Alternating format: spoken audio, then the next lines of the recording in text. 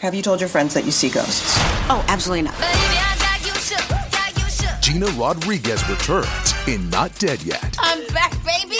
Who is up? Oh, she's the obituary writer. And Brad Garrett joins the brilliant ensemble cast. Titan, Maverick, Titan of all Mavericks. These are all words used to describe me. Not Dead Yet. Season premiere. Tonight, 8:30, 7:30 Central on ABC. And stream on Hulu.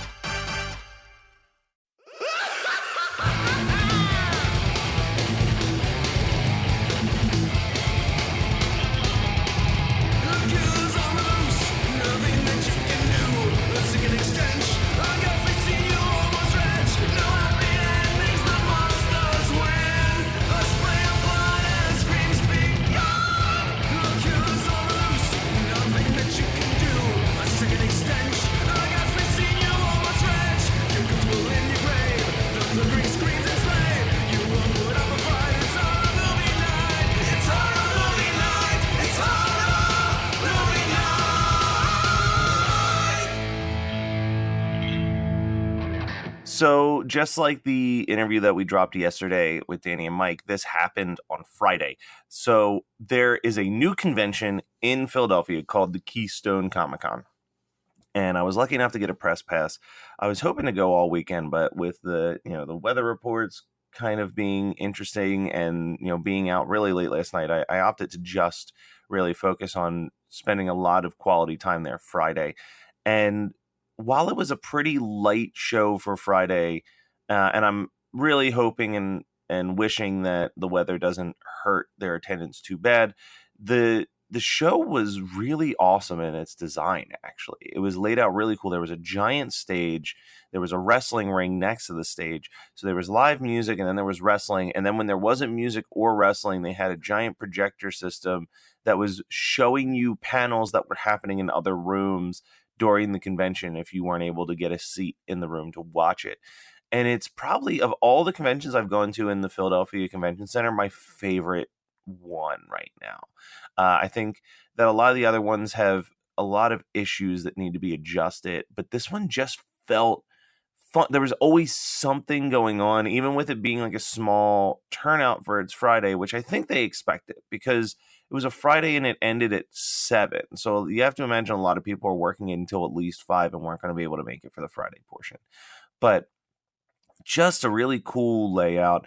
And I walked around. I got my interview. I sat with Mega-Ran, which you know that information because the name of this episode. And Mega-Ran and I just kind of talked for a little bit. I've been friends with Ran for probably 3 or 4 years now, just from interacting at different conventions. And, he has a pretty good relationship with Geekscape. He's just a good dude. He's a really good dude. If you like any type of hip hop, you owe it to yourself to check out his music. But he was playing a pseudo after party. Like there was an after party at 11 o'clock, but then there was like a convention floor shuts down at 7, but the music also starts at 7 and you can stay here until 10 watching the music. And that was really, really cool because you had the Bit Brigade go on and they were incredible. They did Mega Man with one of the guys just sits in a chair and he plays the game and the band is just playing the music along with him. And it's awesome. Dude's stupidly good at video games. And then I got to see the Microphone Misfits, who were just such a cool, like late 80s, early 90s hip hop throwback. I really thought a lot of Naughty by Nature watching their set. They reminded me of Naughty by Nature. Absolutely picked up one of their CDs. Finally, Mega-Ran comes on and he performed and it was fantastic. He's just you don't want to miss a Mega-Ran show. Guy is just so much energy. He cuts up 8-bit sounds from video games and raps about the video game over top of the rap beat that he's created. But he's also a teacher, so he does stuff about literature, all types of stuff. If you don't know Mega-Ran, you should check out Mega-Ran.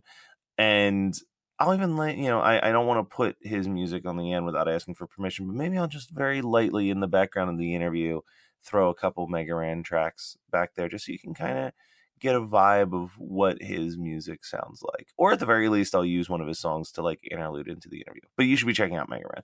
And then after that was MC Chris, who I got to watch a little bit of his set, but then I had to go so I could get the interview with Danny and Mike that was released yesterday. So Definitely check out Mega Man. Definitely check out Mega-Ran. I'm very tired, guys. Still, I'm recording this the morning after the interview with Danny and Mike, and I only got maybe 6 hours of sleep. So it's going to be a rough Saturday for your boy.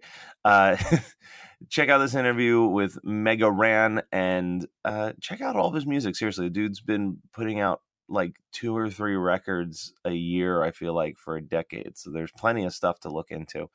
And, we'll be back. There's actually going to be another bonus episode tomorrow, not an interview. And then we'll be back to, a regular episode on Friday. So enjoy, guys. Yo, there's a party going on the east side. Call all the beefs, get the car washed and we ride. Cause everybody's gonna make it, all the shakers and movers, the illest DJs too. So dust off all the maneuvers and I'ma probably need to iron a shirt for this. Break out the shoes I reserved for church for this. Wanna socialize till we suffocate, eat a bunch of stuff I hate, then be nice and ask for another plate. Hey everybody, I'm sitting out here with my good friend, your favorite rapper, Mega-Ran. Mega-Ran, thank you so much for grabbing a couple seconds to sit and catch up real quick. Matt, anytime, dude. How are you? Good. Usually we do this at Comic Con in San Diego. Correct. But you were doing a pretty interesting experience instead. You went to the Gathering instead of Comic Con this year. Yeah, I had other things going on. We were talking a little bit off mic, and it had to be something big or something very different to keep me away from Comic Con, and it was the Gathering of the Juggalos for the first time. And I'm really glad I experienced it. It was something that was way beyond my wildest expectations, and a lot of fun. So I really had a blast. What was your favorite memory at the Gathering? Probably. Wow. Okay. All right. So it's pretty loud there. There's concerts going on all night, and people are loud. People are yelling. People are drinking, and then there's fireworks going off, and it's just like feels like chaos, like you're in a war-torn country for a moment. And then in the midst of all that, I was walking from one side to the other, and I hear a guy say, hey, and I turn around like, is he talking to me? And he was talking to me, and he said, I love you.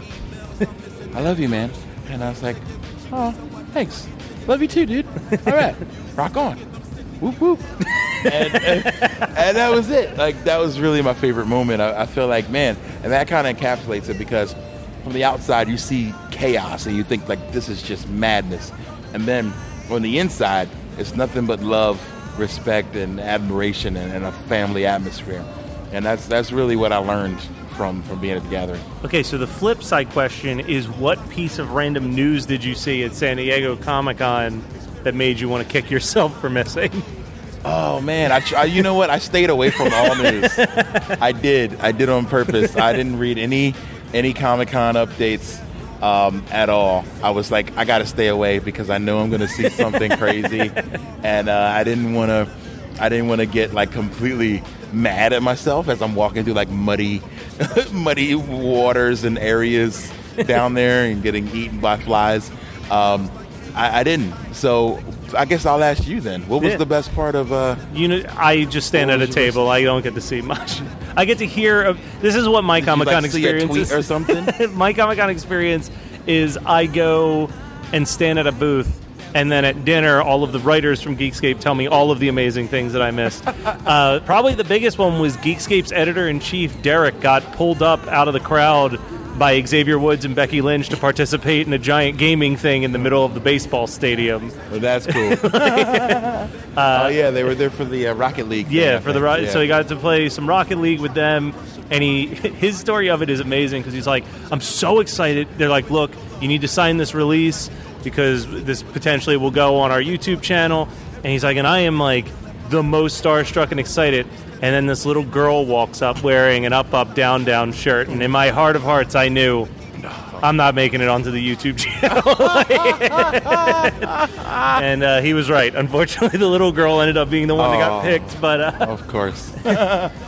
So I got to tell you guys, knowing Ran as long as I have over the many, many conventions, the biggest thing that you have to understand about this guy is that there is no gimmick to the geekiness with you. I've seen you at so many conventions, and you get excited about everything from the same standpoint as someone who's never been to a convention before in their life. what's the thing at this, because this is a brand new convention, Keystone Con we're at. I probably should have said that. Keystone Comic Con is where we're at. What's something that you've seen here that just wowed you compared to all the other conventions you've been at? Well, I'm going to say the music stage. I think that having a huge stage that's well put together, looks, legit. I should have known, but these are the same guys who put together PAX, Reed Pop, who's done this. And so they gave a lot of care to music, and I appreciated that. And we really felt like special guests and not like tack-ons, to a convention. Like, oh, by the way, there's some music if you don't want to do anything else, or you get tired of seeing all our cool stuff. There'll always be music in the background, But no, I feel like they made it by being so prominent. The moment you walk into the hall, you see the stage, you hear the music. So it makes it a very hard to escape moment, which I really thought was cool as opposed to any other con I've been to. They made it like the centerpiece, honestly. Mm-hmm. They have it set up, to be here is the best way to see it, but they basically have, when you walk into the first doors, there's a giant stage, there's a wrestling ring right next to the stage where they're having matches every once in a while, and a giant screen that's projecting what's happening in the panel rooms in case you're not there to see it. So if you've seen all the vendors that there are to see here, you can literally just plop a seat right there and just enjoy the rest of the con very comfortably, actually. Yeah. I think that's really awesome. Like I said, I hadn't seen that at any other convention.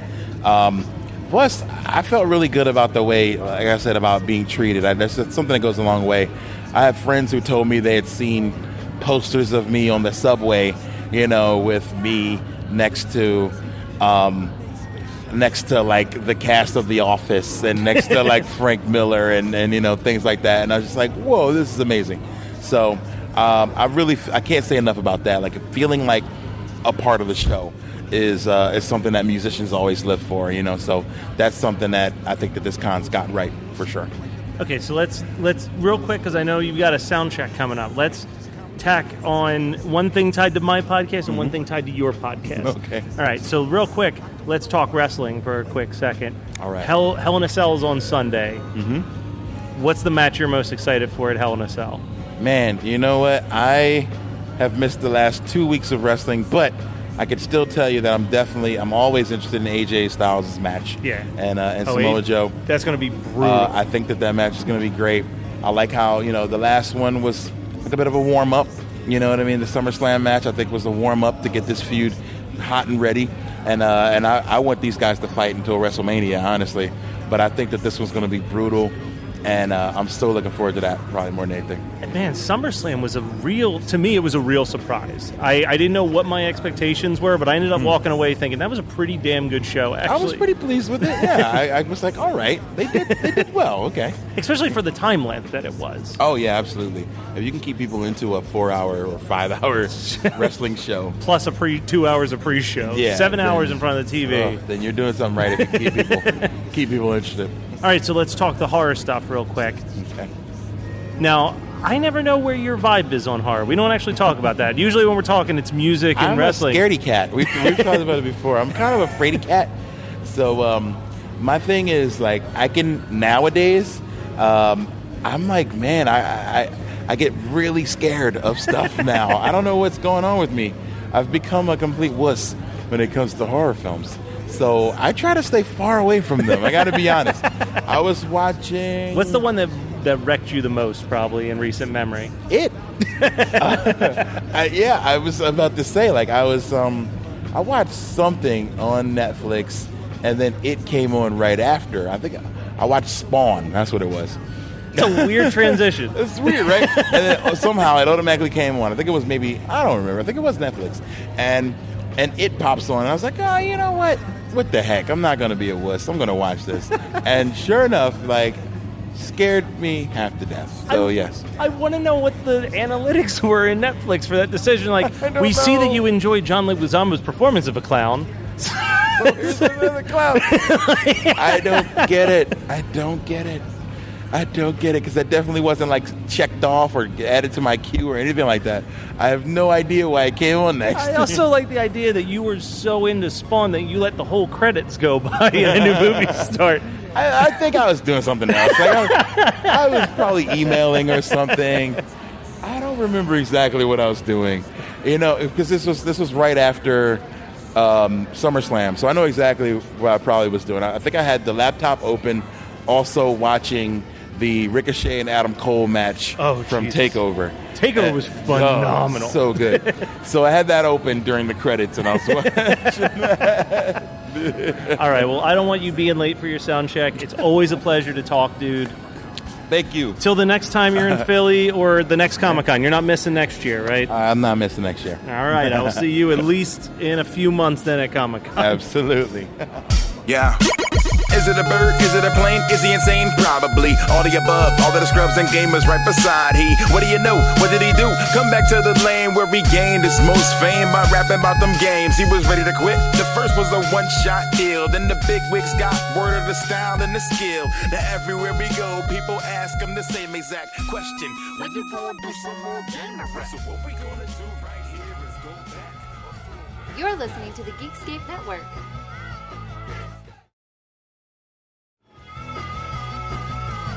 You're listening to the Geekscape Network.